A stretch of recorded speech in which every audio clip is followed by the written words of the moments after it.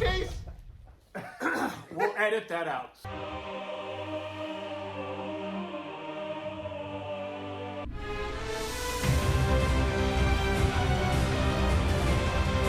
Okay, Evil Cheese, guys, get ready. This is the biggest, most epic, ultimate review that Evil Cheese has done so far. Yeah. We are talking 9 months. We are talking 50 hours of gameplay.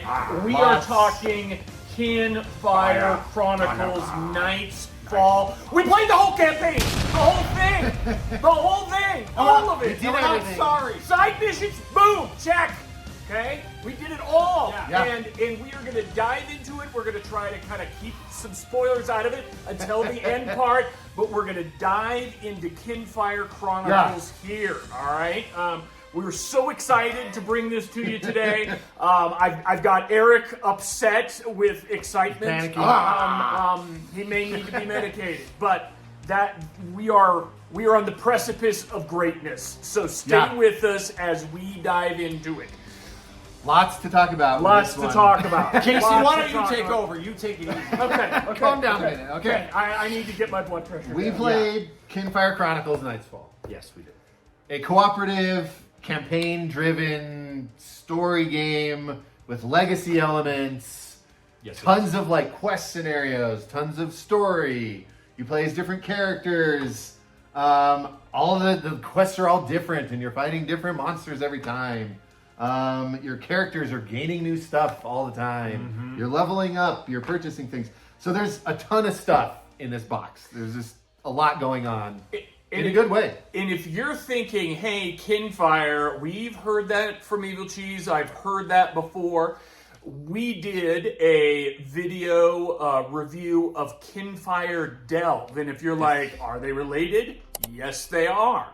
The art, the style, the team, the design, all the same. And in fact, all of the main characters that you can get in the 3 different Delve boxes are the same in here. And so it's really unique what Incredible Dream did is sort of taking a world and a character and a concept and developing them into multiple games. But before we get too much further into our opinions here, we want to take a break, and Casey is going to take you through some of the components, some of the gameplay basics, and sort of do an overview of this box. So we will cut to that right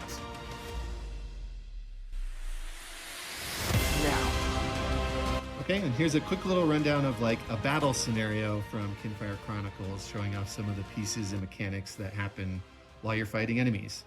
So on your turn, you're going to be playing actions from your hand of cards, and then those can be boosted by your allies to increase them or add additional effects. The turn system in this game is kind of unique because you'll be drawing these little tokens from the bag, and that'll randomly determine who's getting the next turn. Either a character, one of the players in the party, or one of the enemy's actions. And these tokens correlate to the actions over here that the enemies have. Each time you get hearts or the evil symbol on there, it also adds to this time track over here. And that's what will reset the bag of tokens. And you also have fate. These little tokens let you kind of manipulate how these are coming out. So it lets you draw some of them out and pick from them in order to help circumvent some of the RNG of what the bag is giving you. In addition, you have things like armor that can give you some defense against attacks, or you can get exhausted from various statuses, which can hurt you when you're refreshing your hand. And in addition, there's some other statuses that enemies can throw on you and that you can inflict back on the enemies, like stunning them so that you don't get to attack on your turn, or applying hurt, which are like burns or poisons, so that when they take an action, they get hurt as an effect. Other things like trapped, which keep characters from moving, or weaknesses, which will weaken the next attack and cause it to do less damage. So there's a lot of variety in terms of how you're applying statuses to the enemies, where are you moving on the board in order to kind of stay out of range of certain attacks, and then how you resolve the cards during your actions. Eric, what did you think of those components? Well, Scott, let me answer that question with one word. For components, I simply wrote perfection. Whoa. I think every That's a big component word. in this was perfect for what the game is. And What does any of that mean? so what it means is, It's all perfect. one of the big things was it uses standees and not miniatures. Thank you. Thank you so much. The amount of stuff that's in here, Yeah. and there are games, This box is especially jam-packed. campaigns, games like this, that would be miniatures galore like crazy. I like miniatures, fine, but there's just so much going on already. It makes it smoother, sleeker, easier. And when you Yes. say standees, I think everybody thinks of the cheap plastic base with the Right. cardboard kind of thing that Yeah. goes in there. These are acrylic, fully colored, Yeah. versions of Right. this type of art. It's not So your they're- grandma's standees. They're not your grandma's standees. That was big. For in the art in the game, obviously too, it's great. fantastic, and that art is all over it. And every standee is its own unique thing, but in the same like art style. Love it. Another thing I wrote is the bag and the tokens. Great. Those little tokens were you're pulling out of the bag. They're nice acrylic, I would assume. Yeah, it hard seems like- things. Yeah. Very clear what it is. weight to 'em. The atlas, the maps. It's all just in one book. It's not giant boards. It's not things we're flipping through. Yeah. It says flip to this page. Turn to the page. You're there. Start the quest. Thank you. That's what I got. I mean, honestly, Cool. I don't think it could have been better. As far as the components go, everything had a purpose. It was clean. It was clear, and you know what to do with it. Yeah.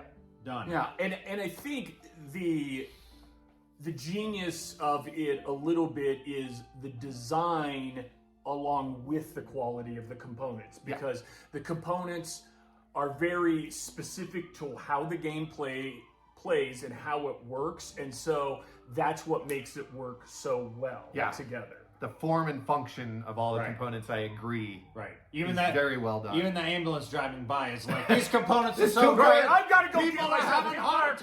Chronicles. My only really nitpicky con I had about the components is that there's so much stuff. There's a lot in here. There's a lot of Yes. stuff for the characters. There's a lot of stuff for the towns. There's a lot of quest stuff in the quest book. But The you're size- using it all, I mean- and you're using it for the And campaign. how gigantic this is. The box like, is giant.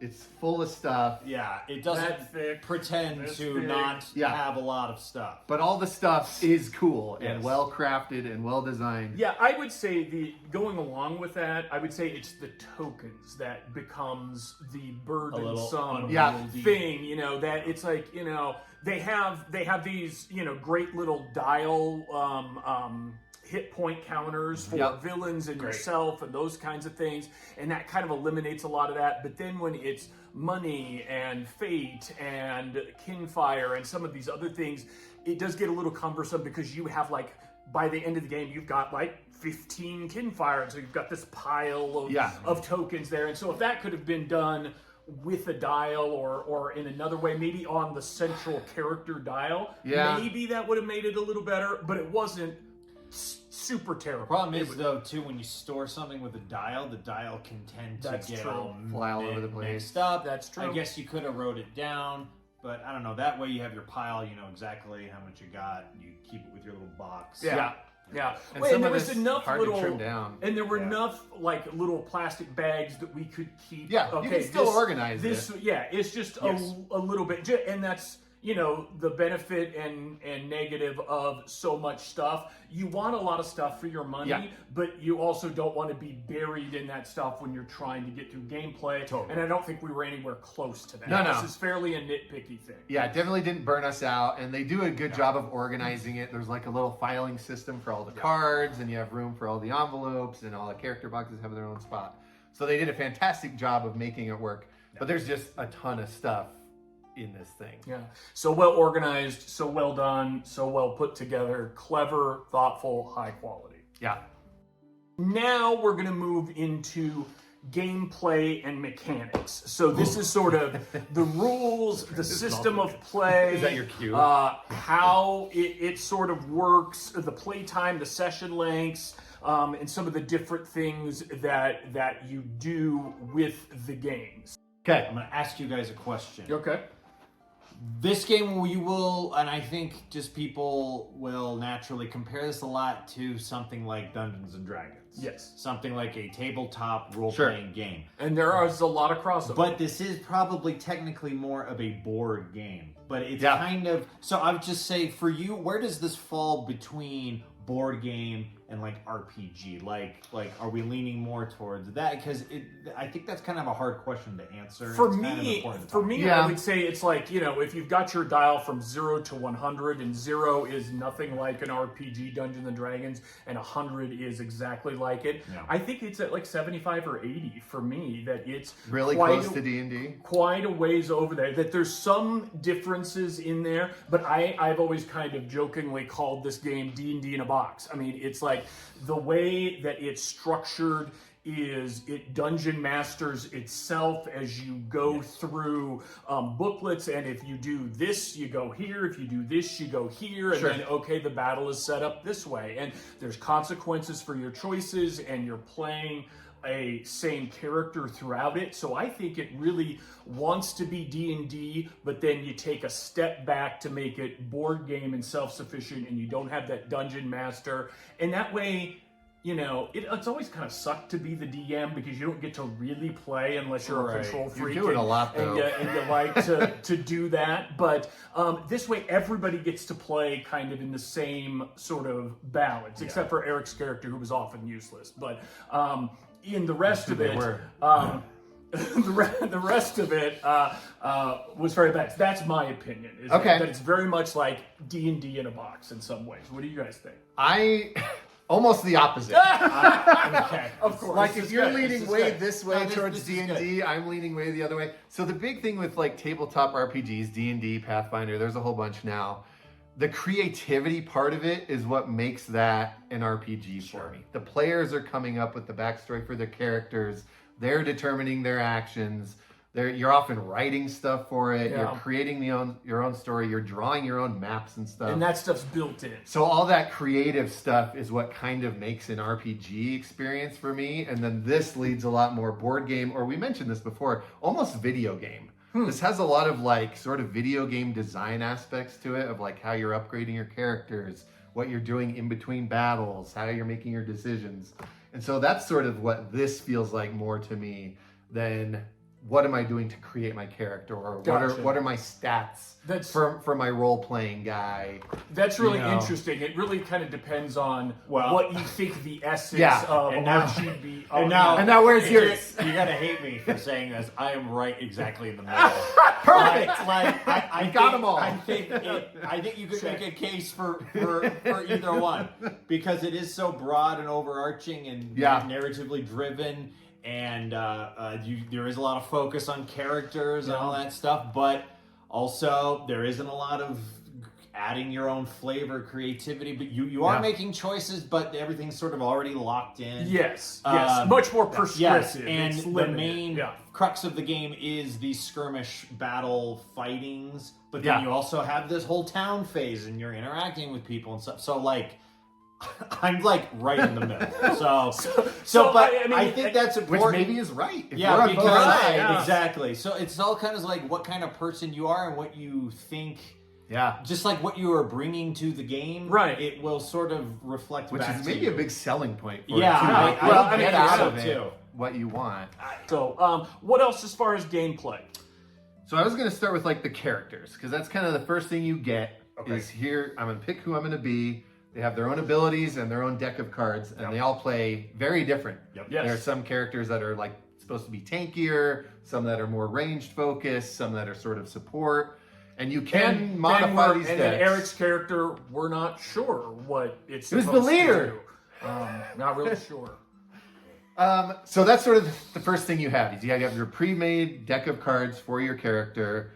And that's all you do. You draw your cards based on the number of players, and on your turn you're playing actions or you're boosting your friend's actions. And I think that's an important component. The boosting, I think, makes it a little less of your turn, your turn.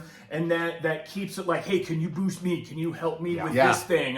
Or like, can you help me with block or healing? I'm going to get hit real hard. Somebody help. Exactly, definitely helps with the cooperative part to have everybody involved all the time, thinking about what's on the table. The other thing that relates to the not one turn, one turn, one turn is what we mentioned with the bag and the tokens in it. This game does something I've never seen before, where you've got like 12 numbers, and those are the villain sort of actions, and then you've got tokens that have like our quality art that show like the head of the different figures on it, and then you've got these hearts, and then you've got these literal evil cheese, little evil bad thing happens kind of tokens, and you draw them out randomly. And so you could draw out like 4 bad guy turns in a row, or a bunch of your character turns in a row, and so it adds this kind of like interesting tension that keeps you engaged. Whereas I think with the turn-based things, it's sort of like, oh, I'm not gonna have a turn for a while. I'll see what these guys do in a minute, and you feel a little passive with that. And I thought the drawing of the tokens out and never knowing whose turn was going to be next, added a real team, and sometimes on the edge of your seat, kind of like, oh God, here we go, oh no, are we gonna die if we pull out the wrong one? If we're on the bag. The bag was my favorite part of this game. I wrote it solved the initiative problem that like a lot of these RPG things. Who goes first? You have to roll and then add this. It's like no. You're just pulling from a bag, and then that thing does whatever it does, or you go. I said there's a lot of tension. You can manipulate the bag. Yes, which is cool. Like, and so. There's cards that you could put There's things fate. back in the bag. There's fate that you could say, pull out 4 and pick one, in a dire moment. Too. Right, like, I don't want to use, we only we just we had some dire moments. So instead of the dice rolling aspect, the randomization, this game used the bag. This was instead. the random. So that still gives you that. I put a hint of gambling. Like it's just like risk and chance. Right. It's like, ooh, like should we do that right now, or just pull from the bag and just see what happens? You just pull from the bag and see what happens. Oh no! So you have those kinds of moments in the game, and the bag was hands down my favorite part of. It's super unique. And to tag onto it, it adds a lot of interest, like you were saying, because a lot of cooperative games, you can sort of solve the puzzle. Like, I know it's presented on the table, and I know what each thing we can do. And it's almost like, well, do we even need to take these 7 turns? We know how it'll turn out, because we know the order of operations. You do not know with this, because you don't know what the next thing will be, or how much you can manipulate it. So it definitely adds some freshness every time you're doing your actions. Cool. Okay. Here's one thing I'm going to mention too about the gameplay. Do it. In a lot of these traditional tabletop RPGs, you have like a big map with like a grid. This got rid of that. Every map is a tight, almost like phone booth like battle fight where you're just like really tight right next to each other. I really liked that. But the game being the maps being really tight like that, it just like you could just get into it from the first turn. Sometimes it's like, oh, you're on the other side of the map and I'm on. It's like, okay, my first 2 turns is walking through the room. That does not. How happen. many hexes away are you? No, this is like maybe 7 or 8 sometimes spaces on the map and just boom. It's pretty much always a way to immediately be influencing what's going on. Yeah, and then to kind of further the feel of the location, they'll have different kind of icons on some of the different areas. And so I can't remember what we were fighting, but there were like spiky bramble kind of areas that did you damage, but then maybe would protect you from ranged attacks a little bit more. And so it kind of helped you give a feel for that map a little bit more. And then I also liked the statuses. One of the things I actually really liked about the statuses is that they were all pretty clear. And they were what they in do. every scenario, and the game didn't add more. this is the kind of game where they could have kept adding Yeah, true. things. I thought just what was there. There was about like 6 of them. Like Yeah, 1, 2, 3, with 4, the 5, 6, exhaustion. and there was a spot for them, and boom. Yeah, they were all clear, and you could use them in different ways to stop characters from moving, to hurt them over time. And the That's cards like were a clever poison in thing. that one side was if you, the player, get this status, and the other Yeah. side was if an enemy gets the status. Right. And so, yeah, it was It nice. was the same for both sides, basically. Yep. The only nitpick thing I had with that was with some of them triggered at different times. So like some was like Start of your turn. if you discard it, and some was like at the start of your turn, and when you got rid of it, was Yeah. that you had to read them each time, and you kind of had to learn each one a little bit. It really slowed us down. I mean, I couldn't believe how long our first scenario took versus today figuring we all of played, those out. we played the ultimate, you know, The climax, the the climax ending, yeah. of the Yeah. story, and we could just bang Yeah. through turns really Yeah, quick. once you know all the systems, you can really go through a scenario pretty quickly. So I do have a few little, and again, these are little nitpicky things that I think could just make it a little bit better.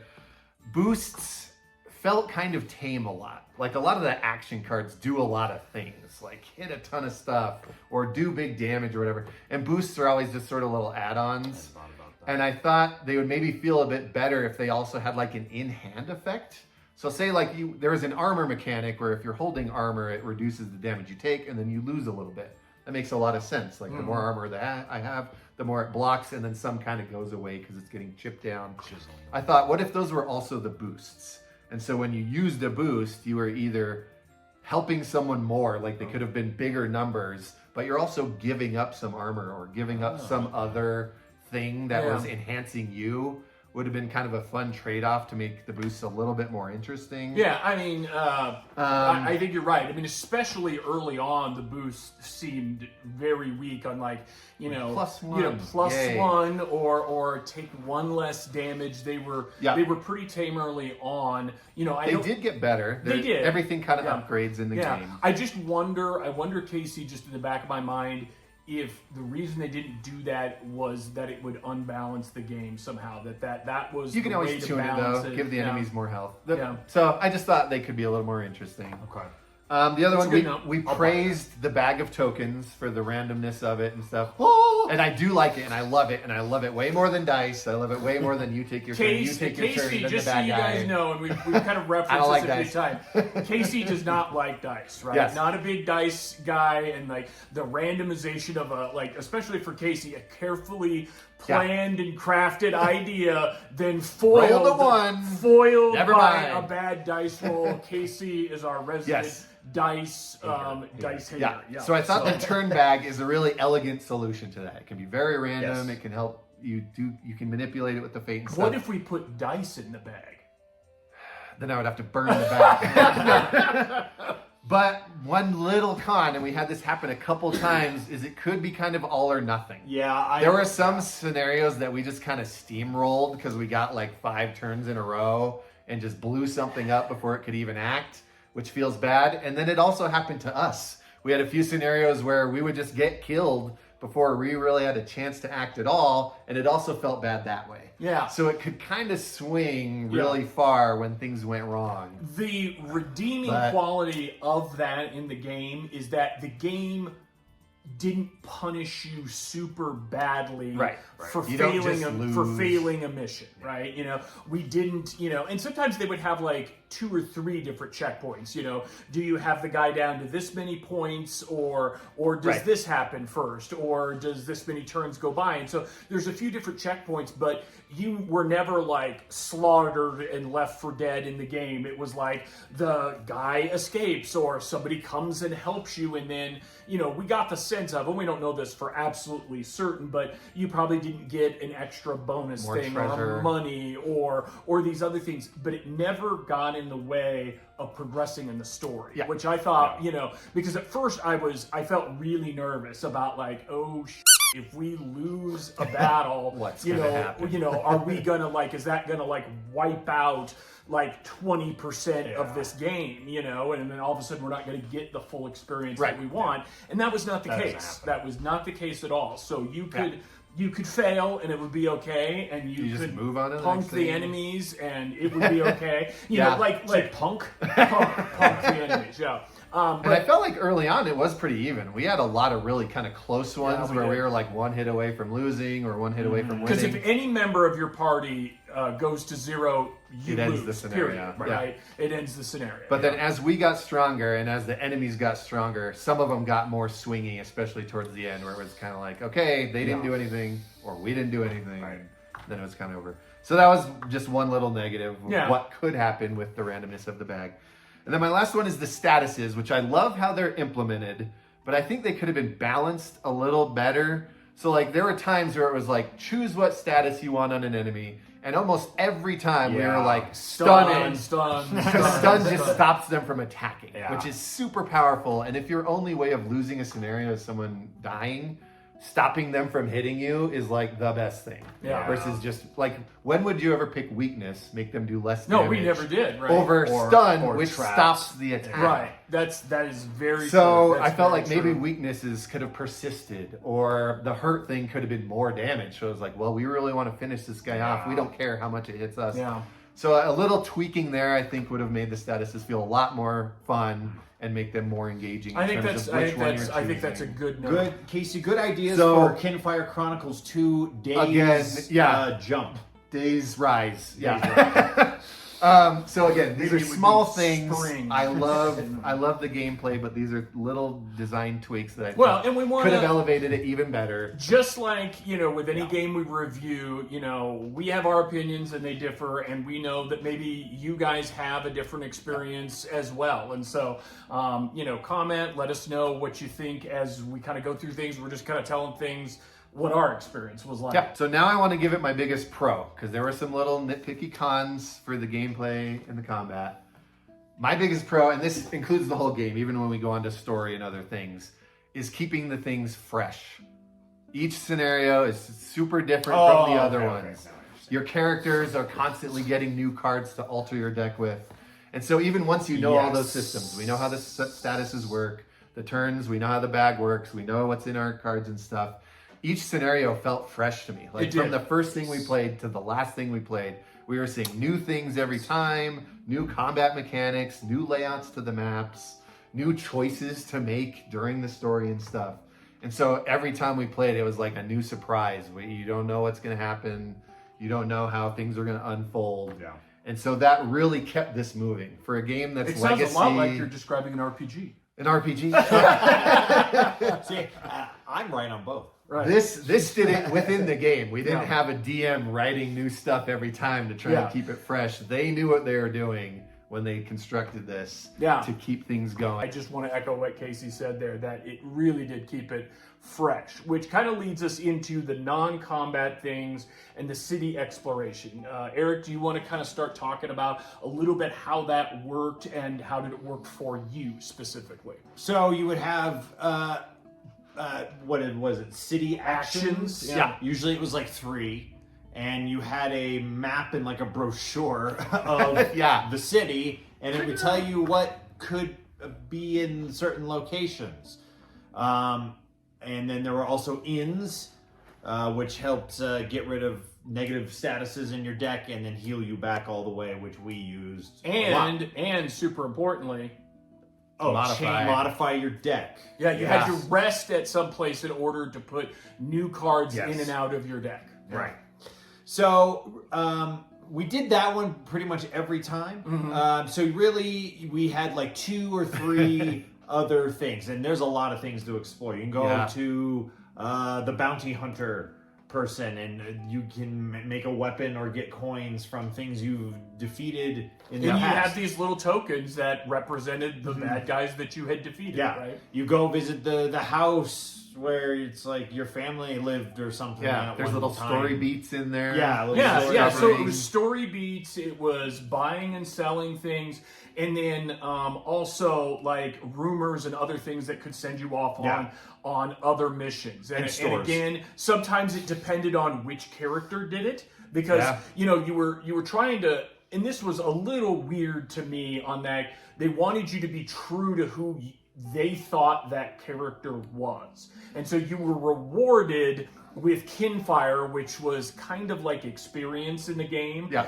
Because you use this Kinfire in order to put cards cost certain Kinfire. And so, oh, that one's really expensive. I have to have enough Kinfire to have that in there. So it was sort of an experience system, but it was based on, you know, you having an opinion. Choice A, choice B, and choice A would be what some characters would do, and choice B would be what other characters would do. Yeah. And you sort of had to guess which one it was. And so you couldn't always, you know, I mean, I guess it encouraged you to be your character, but you couldn't always just do what you wanted to do sometimes. Sure. You know, so I felt like that was a little limiting sometimes, but a clever and interesting way of kind of adding that D&D kind of aspect. And keeps it immersive. Like, this character would want to do this because of who they are and their background, and so it makes sense that you would get experience for doing the thing that aligns with that. Yeah. Right. So I would say that's most of the city actions things. But again, so that's kind of like the role play explorer thing. You chased people like we said before, or you tried to like go investigate rumors, and depending on who you talked to, you flipped over cards and you were trying to get certain colors, or you were or you go to the tea shop. Right. Yep. Buy some potions and stuff. Yep. You never And know those- who's and going to those- have what. Those potions became added cards that could be free in your deck, so then it would come up and you would use it, and then it would be one that when you use it, you lose it kind of things. And so that's kind of how they handled items a little bit as well. And again, the cities make it feel video gamey to me. You have like, here's your checkpoint, here's your chance to upgrade, here's your chance to kind of have some downtime before you gear up for the next battle and things. Yeah, that was the most video game. So that was sort of the back and forth for me. There is skill checks. That's also something to be aware of. That's kind of what we talked about with you have to pull Yeah. a certain color to continue to chase the guy or and whatever. that could feel a little bit, randomy sometimes, but it wasn't bad. And like you said, if you don't complete a skill check every once in a while, these are not like some other terrible. outcome. Right. These are not like it life or death. Right. things It doesn't make like, well, you don't get to interact with this Yeah. boss at all, or you don't get to get the reward. It's like the battle is a little tougher, or you have to work a little harder to get the information. Or it's they got that some kind experience and you didn't this time. Yeah. Next is story campaign. Story. I wrote down for me, it was the weakest part of this game. But here's why. I had to remember things other than battles, like things that happened outside other than battles. Especially hard to remember characters because they all there was a lot of them, and they all kind of felt the same. They all kind of felt identical. They didn't have a lot of unique personality. You're kind of talking about the NPC. The NPCs, yeah, and even our characters to a little bit of an extent. I mean, not mine, maybe yours. Okay, but then I also wrote here, it's not really why I would want to play this game. Is for the story. You want to play it for the story is part of the experience, but you want to play it for the overall experience, not just the story. And that's where it leans away for me for RPG. Gotcha. Is that you felt where the I end up in the story middle. wasn't as central to it as Not really. kind of going through the episodes? I could barely remember other characters' name, things that happened. Well, they were kind of always weird names. They're hard to remember. Well, that's true, but like interactions we had, and that's why leaving the game and then coming back to them, as long as you remember like the mechanisms, what you miss in the story doesn't really Not as matter. consequential. Yeah. Yeah. But I would Go. I would say that the originality of the story is a big positive. I don't disagree with you on that. It's kind of a familiar arc, Fantasy, of there's what the darkness. characters. But the idea impending of doom. Now, how the and- world looks and like feels is really, really cool. Yeah. Like the art style and the whole aspect of Kinfire and all these different races. That stuff is cool, but that's more like exterior, if that makes sense. Yeah. But like internal plot, story, like I don't know, like cinematic kinds of things aren't really there, or things that you like care about too much. Yeah, and it was, yes. And I think they tried to give us that, but it just wasn't as, it kind of comes back to a little bit about being away from the RPG kind of concept, that it just wasn't quite as rewarding. You would have, when we would kind of like get through certain adventures, I think we had like different little packs of cards, and one of those cards was sort of a character like backstory moment kind of a thing, and there was 4 of them, and it was like, you know, kind of who and why are you and what are your goals and what do you want to become, and through those 4 cards they kind of gave that to you in a way, and you're like, okay, that's kind of cool, but kind of like what Eric said, it wasn't as core to the game, to the experience. Even. I mean, but I think it was a nice touch. Yeah. But it wasn't as deep as what a Dungeons and Dragons type character development. So if you're looking for story to get involved with, I wouldn't approach this game right off the bat with that. I don't think it's bad though. No. Like the story isn't bad and it didn't detract from the experience. But it was the weakest part. But I would agree, the world building part of the story is much stronger than any like individual events or things that you're paying attention to. Right. And that might just be the nature of, here's a scenario, how much are you going to cram into in terms of narrative before you fight a thing. And it is a game. It is a board game. So you want to play the game and not... It had its pros and cons, but it was a little bit generic for me in terms of like the overall through line. Still good. Bosses, I thought, were creative, and this goes back to what Casey said about a newness to things.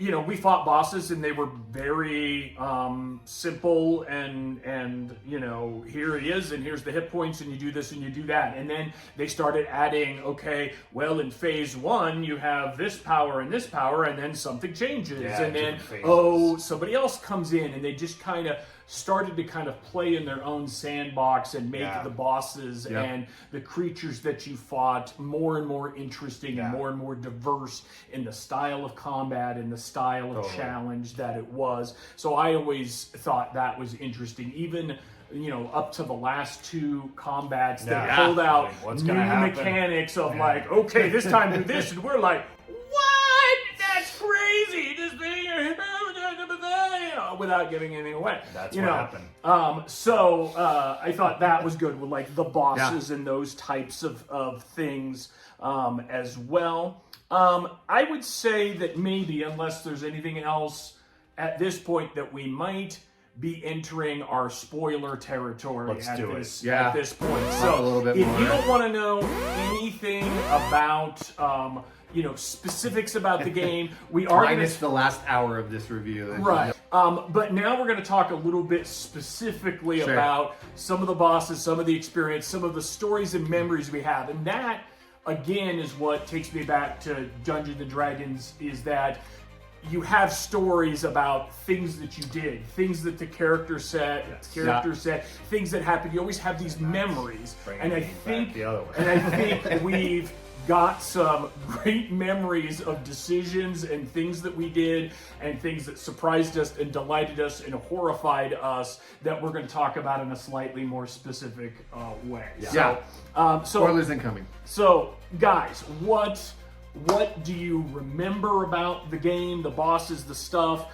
What memorable interactions did you have? I've got some, but why don't we start with what you Should we guys... just go back to the start and start with your earliest chronicle memory? Right. Well, what stayed with you, right? I mean, to me, it wasn't the earliest. Remember when you pulled out that, you know, dragony thing that you fight at the very beginning that KC showed you is like one of the very first missions. It's okay, we're in spoiler. I know, we're in spoiler territory. I was like, oh yeah, I kind of completely forgot about it. Me too. I forgot about it too, because so much happened. I remember thinking the game was really cool when we had to go through the river. Yeah, sort of the first skill check. Yeah, I was like, and we were skill checking. It was like, and then it was like, expecting. how do you want to approach the river? Do you want to find a way around, or do you want to just say screw it and That's when we lost the chance to have a grenade. Yes, we lost a grenade down the river.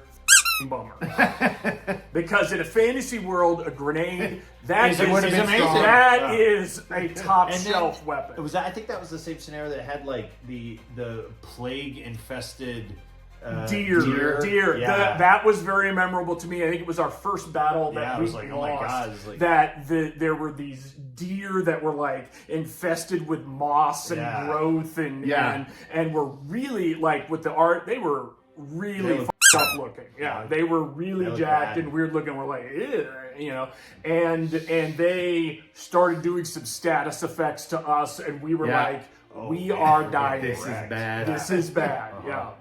That was around that Yeah. time. I remember the diseased deer as well. And then after that, I actually don't remember much until... I think the next one I remember was sort of the Wizard's Tower one was pretty early it too. was the dragon... The mountain? The that map before being that? zoomed out. Yeah, 'Cause so I that think- was the first one that was like... Yeah, a lot of these earlier memories were like the first time they showed you a new way of having a mechanic in the game. Yeah. Because they're like, okay, here's a wyvern, here's how you fight, here's how you attack, here's their attacks, and you're like, okay, I get it. This will be how like all the fights are. And then instantly they're like, here's a 2-monster fight. Right. You're like, okay. Whoa. Now there's this whole other thing. Yeah, they both yeah, have different abilities. And now the map is more complex. Yeah, and it then has now you're negative crossing the status river effects. to get to the deer, and we're like, okay, now there's choices to be made about Right. how we navigate through the world. Yeah. And then I think maybe the very next one was like a mountain. Now there's these different paths that you can choose to get up this mountain, and each one is yeah. going to have its own consequences. Right. And like, well, that's another brand new thing. And the that we haven't done consequence before. usually directly impacted the combat, like Yeah. the exhaustion cards that you would have kind of get muddy up your deck a little bit as far as getting the cards you want, and then Yeah. when you discard them, they cause you damage, and so they suck. You know, and so you So don't want you want those. to try and so, get through as successfully as you can. Yep. And then I remembered the Wizard's Tower. Yeah, that was my next big one because I think again this is one of the first things we came across where killing the thing wasn't just the goal. Yeah. We were just trying to get up the tower. Go We were up kind a of spiral swarmed. staircase. Yeah, swarmed by gargoyles. Very Dungeons and Dragony that it's not always just about winning the combat. Yeah. So this is sort of the first one that was like we're racing to the end rather than just how do we maximize our Get damage. away from this guy. and I'll survive. distract the guy. Yeah, You I'll get there. We fight just him. have to get Yeah. one person Get to I'll the solid. stun side. him. You go. Yeah. And about that time was perhaps, I feel, one of our most epic interactions. We were searching for a book in this old, desolate library kind of place. I remember exactly what it was, probably related to Kinfire and what was going on there. Research notes or something. And we come across some poor adventurer that's there, and zombies are literally just about ready to try and eat him. And the party decided, and I can't remember who voted what, although I bet it was those two that voted, I voted the other way. But I'm just I like saying books. that was like, do you... It's just such a stark decision to make. Yeah. Do you continue to search for your book, or do you help out this guy? streaming guy. So while he's being attacked by zombies, and the choice the party made was to just go look about books. So in my mind, I created. He'll be fine. I created the he'll be fine, and then you're going and you're like using the Dewey Decimal System, and you're like, okay, row 36. Ah, God, help me! Oh God! You know, and you're just ignoring that as you pleasantly select books for the show. Oh God! Ah! And I just felt like that was such a vivid moral failure by our group that The ended up- Guildmaster told us to find the research. it ended up. I mean, save I a think guy. in retrospect, as horrified as I was that we did that, it was flippant. It was hilarious. memorable. It was really We're still memorable. reminiscing about it. That you could help the guy or allow him to be consumed. And of course, in the battle we had later, he was a zombie that had been consumed Right. and attacked So us. there's a And consequence for so doing we that. had a consequence for There's definite our moral change failing. of outcome. But boy, did But we it was laugh. hilarious. Yeah. Yes, boy, did we laugh at that whole thing. You know. Another big memory fairly early on. First time you get to Din'Lux. So here's a big spoiler. The main city of the world, That was a big one. which is the last one that has like a Kinfire lighthouse. Huge in center of fold-out maps civilization. and little pamphlets about the different areas Yeah. of the city. So again, they had introduced towns earlier. Yeah. They're like, here's this little town, here's how you interact with merchants. And then a memorable thing is they ramp it up. Now here's a whole city. And Yeah, there's like a vendors capital all city. over, and there's taverns to visit, Right. and fortune tellers. But then you can only Gambling. do the first the lower class Yes, neighborhoods. but it has, like, of tiers the to city. it. So So- you had all these other tiers. You were like, well, when are we going to get to that? Yeah. Now it was cool going from a town, which I was like, oh, this is a pretty good sized town, to like, oh, you thought that was a good sized Yeah. town? Here, unfold Here's, like, this a huge giant, map. Yeah. giant map of it. Yeah, And that was had pretty guide cool. pamphlets to it that Yeah. were, and one of the creative things they did too is they had this little, they have revenants in this game, and my character was a revenant where Yeah. you put like a soul or a spirit inside a mechanical body. You know, Yeah, this like is constructs. core Yeah. from the original Kinfire Delve game, that he's kind of a tanky guy because he's made of metal.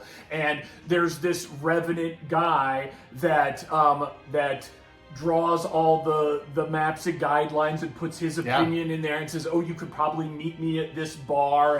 And it wasn't just put out there in like a, you know, sterile kind of here's your map and guidebook. It was very character stylistically Yeah. clever That was kind good. of way that was put forward. So Yeah. we liked. I wish liked they had that. done more of that for character Other the stuff, things I was talking yeah, about. integrating the story more I wish into they had what you're done doing. a little bit more of that. Other ththings, do you have any specific memories? I've got a list of a couple My other other things. big ones were kind of near the end when Yeah, things got the really pirate ship. swingy. Was Okay, like the just pirate getting ship was murdered. pretty funny. Here's an example of like, okay, we tried to do every side mission. We really wanted to explore the game fully, and it's like, hey, you know, if we're gonna put in 45 hours, put in 50 hours and get the full experience out of the money that we put into the game. And so we're like, okay, we're going off on the pirate mission, and Eric's character is just vomiting endlessly Yeah, off the we side got of the seasick. ship. And then there's some sort of ghost person around, and they come around, and this is where we drew just one or two many negative tokens in a row, and it was like 10 minutes and boom, we're dead. And they just and they sail the ship back and just throw us onto off. the docks, and bing bang We're boom. like, well, Our, you know, as characters, we kind of looked at ourselves and we're like, we're never telling don't anyone talk that about this that happened. ever again. So much for that Nothing is quest. in that. But it was just like, it No was more so ocean. fast. It was just boom, Yeah. we're vomiting, we're eliminated, and we're Yeah. returned to the dock. story order. One of the other things that I remember too is early in the game, you know, they would try to be a little what I call kind of D&D tricky about a few things, where it's like, okay, somebody in this town has stolen some sort of thing, and Yeah. and here's the 4 different groups of people that are your suspects. First of all, there's these mercenaries that look really shady, and then there's these like thieves that are professionally hired to do this kind of stuff, and then there's like the orcs, you know, because they're ugly and slobber and stuff, and then there's these nice elf like priests. So who do you think it is? And I immediately was like, it's the f***ing elf priests. Get 'em. It's the elves. It's the elves. I guarantee you, because that's totally who they were not making you think it was. Guess what? It was them, right? And so, you know, I just Track kind them of down. I just remember that being a little bit funny, and that might have been a little naivety on the game's part of like, you know, trying to trick us, but you know, I mean, an experienced gamer person is sort of like, oh, Yeah. they're trying to trick us, and so it's obviously the person that they're trying to make it seem like it's Right. not. But And it again, was that was funny. still pretty early on, so maybe that was their introduction to red herrings. Right, Like, who knows exactly. what it's going to be? Make Yeah. your choices as you see And fit. there were red herrings on some. Yes, Yeah. a few things, right? And then the last one was in our first town. We approached like, it was at a burned down like laboratory or alchemical thing that the dwarf was like, my friend had his book stolen Yeah. and burned down his whole place. And we go on a mission, and I think this might have been the mission with the elves in it. I can't remember if I think it that was on the way, but maybe. we have this mission, we get the book back, and we're faced with the moral dilemma of, do we give this book to this dwarf guy whose friend was murdered and this stuff was taken, or do we just take it and sell it? And it's sort of like, you know, this is where they tricked us in kind of a way of just like, you know, wow, as a good character, we should give the yeah, book back to him.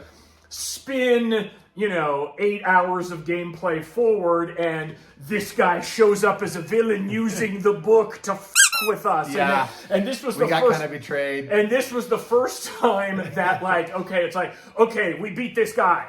And then a new character villain card comes out that he transforms into a werewolf or something. And then we beat that one and he turns into a f***ing dragon. And it's just holy shit. And so we ended up winning that one, but I think it was tooth and nail to try to kind of get through that one. But I guess what I'm saying is there were some really solid, fun, memorable interactions that were, story, kind of combat, kind of fun, kind of, that kind of D&D fun memory of the adventures you went on and the things that you did together. There were. And that I won't forget. And so, so those are a little bit of the spoilers there, a little bit. So this kind of brings us full circle to, we've kind of given your opinion along the way, and I would say we would be masochistic if we were to not like this game very much and have played it for 9 months and put in 50 plus hours. Obviously, I highly recommend this game as long as you know what you're getting into. That it's a legacy style game, that it's long, that you got to keep coming back to it. There's no way to complete this in a weekend or sit down. I mean, we're talking, literally, we really tried to calculate this out. We think we're in the ballpark of 50 hours of gameplay. And so that's a lot of gameplay. But if you want that and your group is going to commit to hey, we're done with something else, or we're looking for the next big legacy kind of game that we're going to play every weekend or once a month or whatever, I think it's really, really fun. There's a lot of value in that box. It's a unique experience. It's fun. It's its own unique story. We've quibbled about some of the style and a little bit with it, but overall, we really enjoyed it. I personally would recommend this. Even at $150, I think it's worth that with the components that are in it. My only reservation about it is that I am a little worried about its replayability.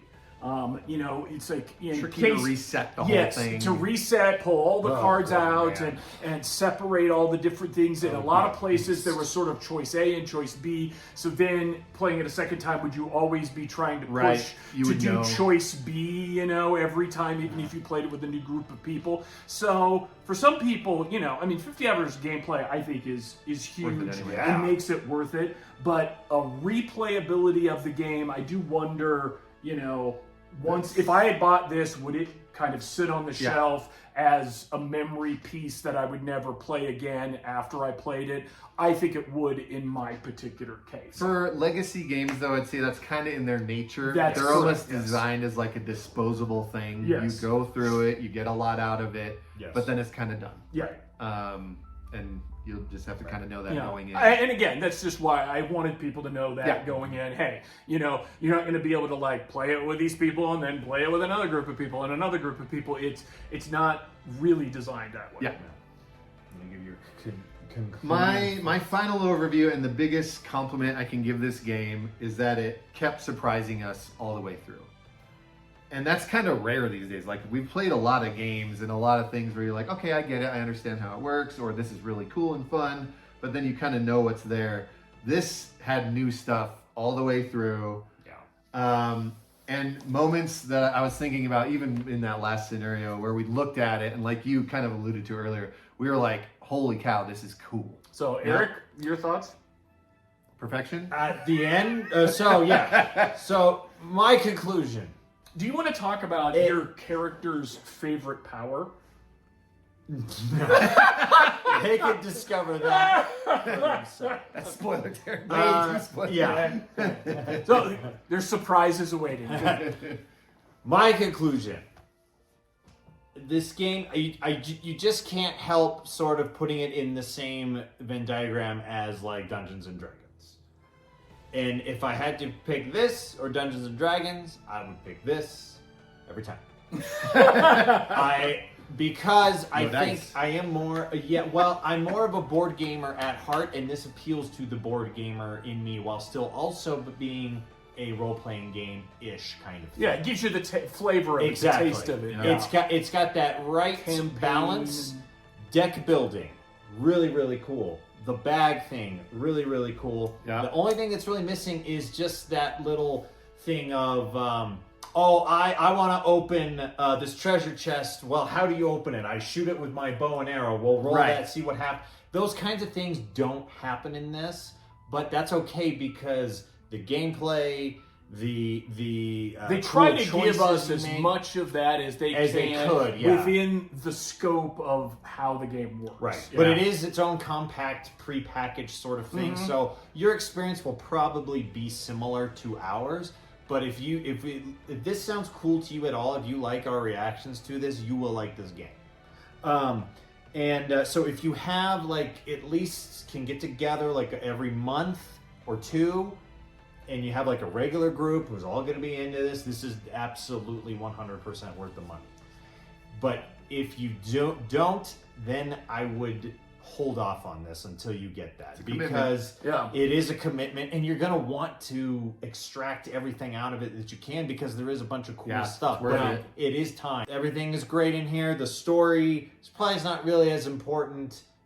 Is probably the least important aspect of it, but that's not But it's why. there, and it's it functional. is there. It is functional, but that's not why you should approach this game. You should approach it for great time with your friends once or twice a month, and cool gameplay mechanisms. And I'm glad I did it, but as far as replayability goes, I don't need to play it again. I'm good. We got a lot out of it. But if they have Kinfire Chronicles Days Jumps, Maybe it'd be Days Spring. Days 'cause it's like a Spring, season. whatever, this game part Days 2, Winter. We're doing it. I'm in. I'm doing it. Yeah, Hot Company, Incredible Dream is who did this. We were all had a good experience, although slightly different, but good experience Yeah. with this game. Yeah. We highly recommend it. Yes. Thank you so much for watching. Comment, let us know if you hated it. Tell us why. If you loved it too, tell us why. And Like and subscribe too, guys. Thank you. I hope that you have a group that you can get together and do this. We have some great memories Yeah. from doing Yeah. this. Laughed and 50 plus hours of gameplay. I enjoyed every second. yeah. Yep. True. So, I can- thank What you more so can you much. say? This is Evil Cheese signing off for Kinfire Chronicles. I'm Eric. Casey, Scott, thank you. Yes, have fun. Okay. in we'll just do Atios. that. And this is over. And cut.